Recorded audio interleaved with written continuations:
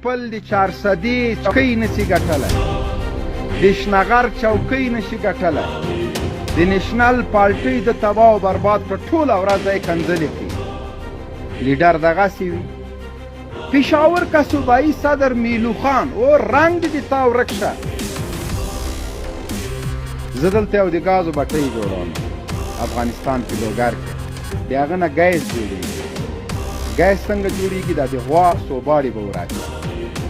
نو ایمل ولي ته یو شي ته پکار یې چې ته د موږ د غواګانو فارم ته راشې، سوباړې کوه چې موږ د سوباړو نه ګیس جوړ کړو. نور ته د هېڅ شي نه،